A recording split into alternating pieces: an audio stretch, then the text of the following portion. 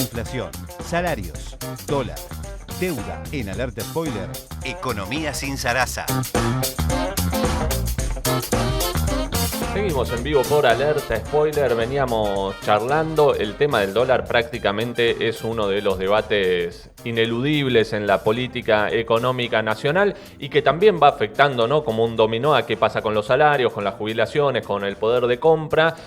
Y vamos a ver si seguimos dándole alguna vueltita, desandando un poquito este problema. Para entender un poco en dónde estamos y hacia dónde va todo esto, porque hay que recordar que estamos en una crisis a nivel social muy aguda, con caída del empleo, de los ingresos, y cada vez que hay un problema con el tipo de cambio, es expresión de que hay desequilibrios más profundos y que hay tensiones también al interior de los sectores dominantes. En particular, ahora tenemos a todo el empresariado presionando por una mayor devaluación y un mayor paquete de ajuste.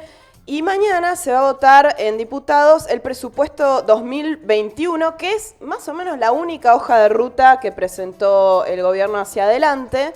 Con un plan que es medio raro, ¿no? Porque ¿con qué dólar, digamos?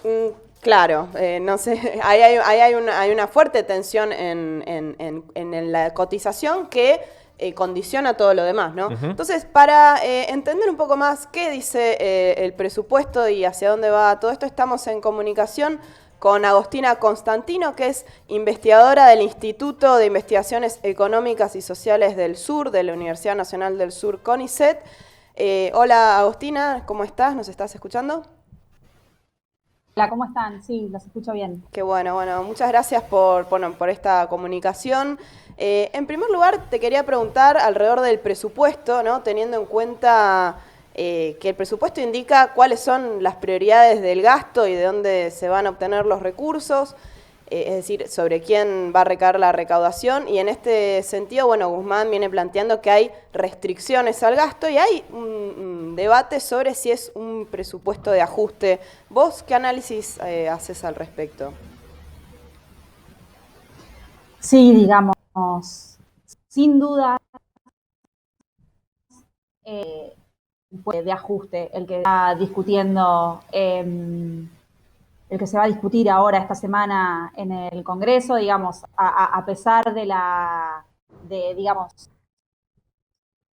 imagen, digamos, que quiera mostrar el gobierno, sin dudas es un presupuesto de ajuste. Y digamos, en primer lugar, hay una caída, digamos, en el déficit fiscal, lo cual no necesariamente, digamos, sería algo malo o algo neoliberal per se, digamos, intentar disminuir el déficit. El tema es justamente lo que vos estás diciendo, ¿no? ¿Qué gastos se achican o qué ingresos se achican o cómo está compuesto ese ingreso tributario? Porque recordemos que el presupuesto es eso, ¿no? Nos da una imagen, nos da una foto de las prioridades de gasto que tiene el gobierno para el próximo año y los ingresos con los que pretende cubrir ese gasto.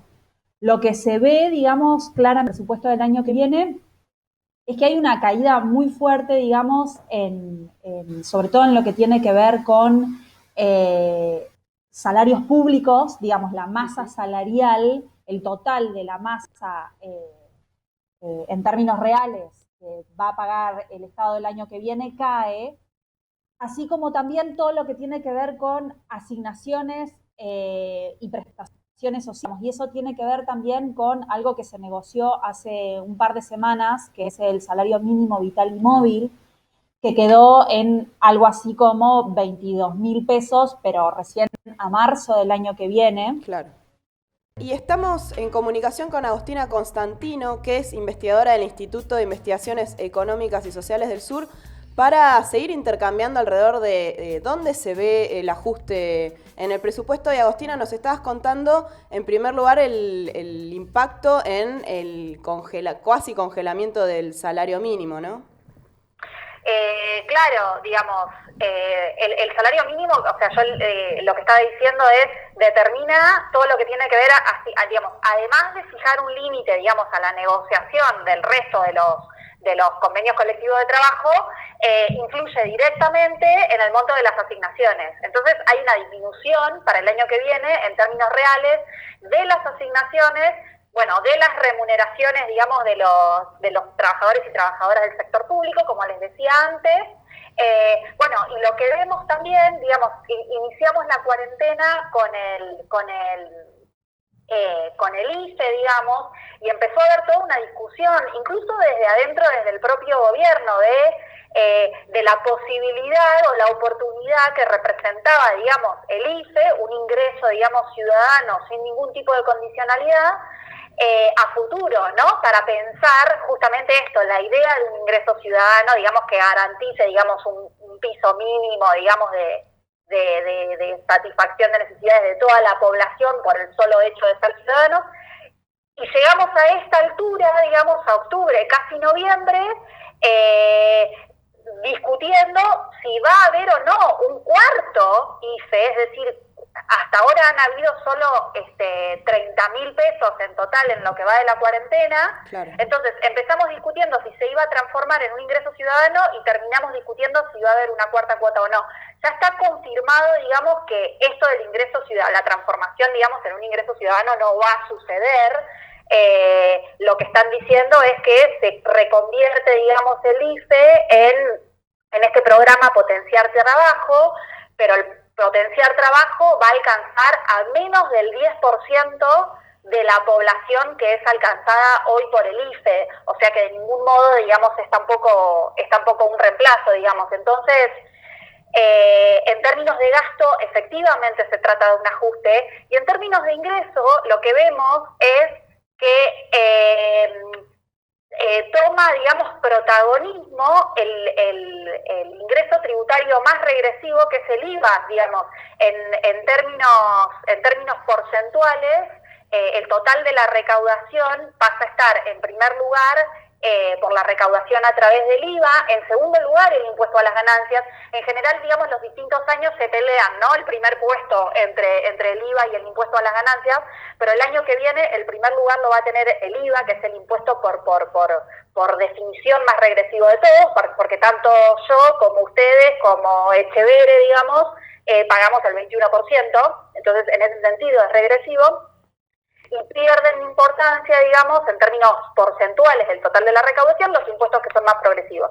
Y en segundo lugar, todavía estamos discutiendo, digamos, sigue, digamos, en suspenso, cajoneado, llamémoslo como quieran, el tema del impuesto a las grandes fortunas, ¿no? Que se pueden hacer muchas discusiones incluso del alcance del proyecto al impuesto a las grandes fortunas que presenta el gobierno, pero aún así, digamos, incluso discutiendo el alcance, todavía no se termina de implementar. Claro. Entonces, Agostina, te recordamos, estamos hablando con Agostina Constantino, que es investigadora de la Universidad Nacional del Sur.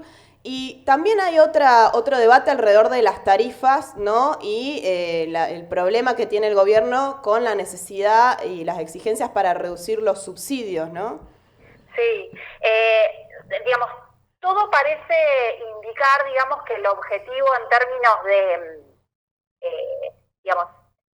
el objetivo que quieren que tenga, digamos, la producción energética es la exportación. Digamos, todo el modelo de desarrollo para el año que viene está pensado para aumentar las exportaciones de todo el sector primario, digamos, aumentar los agronegocios de exportación y aumentar la exportación de energía.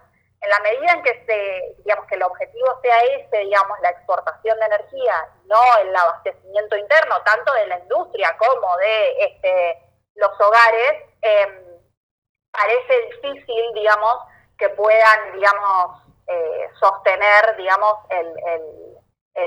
el sistema, digamos, de subsidios que existe, digamos, actualmente en materia de tarifas, ¿no? Bien. Porque compite, digamos, ese precio con el precio internacional. Claro. Y bueno, otra cuestión alrededor del presupuesto, decíamos recién con Pato, alrededor de la deuda, ¿no? Porque se da por sentado de que se va a llegar a un acuerdo con el Fondo Monetario Internacional, ¿no es así? Sí, la deuda que se renegoció hasta ahora, digamos, lo que implicó es una quita de capital, pero no tanto una quita de intereses.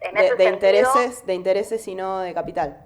Claro, perdón, al revés. En ese sentido, digamos, también el peso que tiene la deuda el año que viene no es que disminuye, digamos, claro. Va a aumentar, digamos, los pagos, digamos, tanto en materia de intereses como de capital para el año que viene. Y respecto a la negociación con el FMI,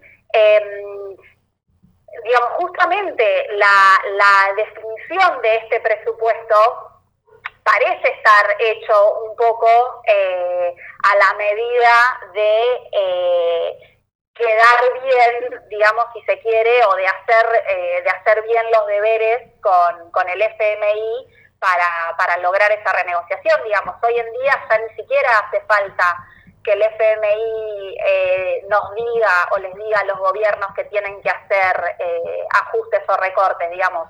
Ya he sabido, digamos, que existe una batería, digamos, o una serie de políticas recomendadas por el FMI, por todos estos organismos internacionales, y los gobiernos lo que hacen es elegir esas, digamos, de esa batería de recomendaciones, las que les parece, todas ellas tienen que ver con ajuste, digamos, y a partir, digamos, de esa implementación de políticas previa a la negociación con estos organismos es que se llega, digamos, al momento de negociación. No, ya ni siquiera, a lo que voy es, ni siquiera hace falta que el FMI nos diga que tenemos que recortar, ¿no? Claro, el gobierno ya hace el presupuesto en función de lo que ya sabe que exige el fondo, ¿no?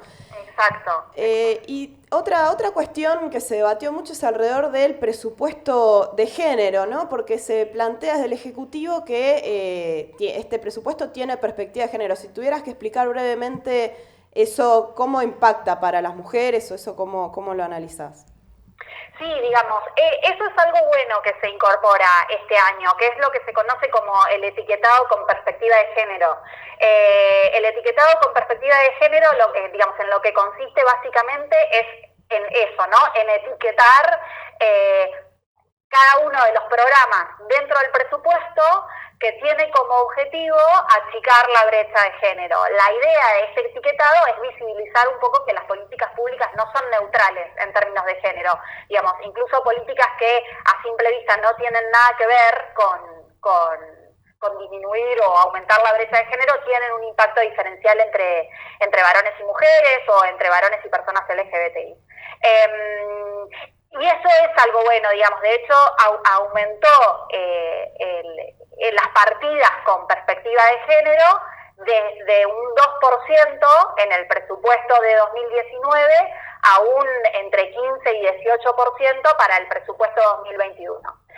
Ahora, lo que se observa en este etiquetado con perspectiva de género es que todos los programas etiquetados están en los ministerios que tienen que ver con los cuidados, ¿no? El Ministerio de Desarrollo Social, Educación, Salud, etcétera. Es decir, se sigue pensando, digamos, desde el gobierno a la cuestión de género como las cuestiones que tienen que ver con cuidados, digamos, y con extender este rol de las mujeres como cuidadoras desde el hogar hacia la arena pública.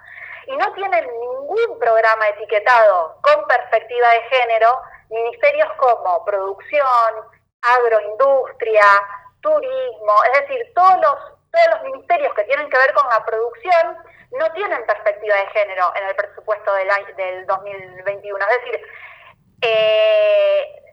digamos, seguimos sin pensar la cuestión de la disminución de las brechas por el lado productivo y por el lado del empleo. O sea, por donde se define la orientación de la economía, sería. Claro, aparte, digamos, todo el resto de las políticas, más allá del presupuesto, digamos, toda la definición del modelo de desarrollo para el año que viene, va en un sentido en el que muy probablemente aumenten las brechas de género, ¿no? Lo que decíamos antes, se anunció o ya se está hablando, digamos, si bien no se anuncia oficialmente, la interrupción del IFE como un ingreso ciudadano. Se disminuyen las retenciones al sector agrominero exportador, digamos, que esto es un incentivo, digamos, a que se siga expandiendo el agronegocio y la minería, que son dos sectores altamente masculinizados, es decir, se siguen fomentando actividades que excluyen a las mujeres, digamos, de la arena productiva, pero que además tienen un montón de consecuencias en términos ambientales y de desplazamientos, digamos, de personas que afectan principalmente a las mujeres. Claro.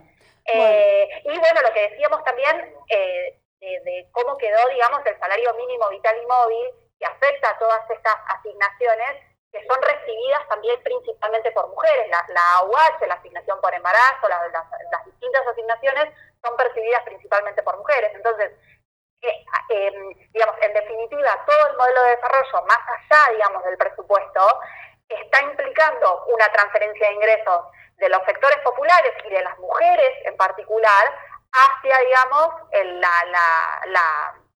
la burguesía agrominera exportadora, digamos, más concentrada, ¿no? Claro. Bueno, Agustina, la verdad muy claro, es para pensar en qué medida ese ajuste afecta más que nada a los sectores vulnerables y a las mujeres.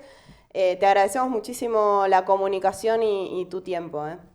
Bueno, muchas gracias a ustedes. Disculpen por las interrupciones. No hay problema, eso pasa en todos lados. Gracias.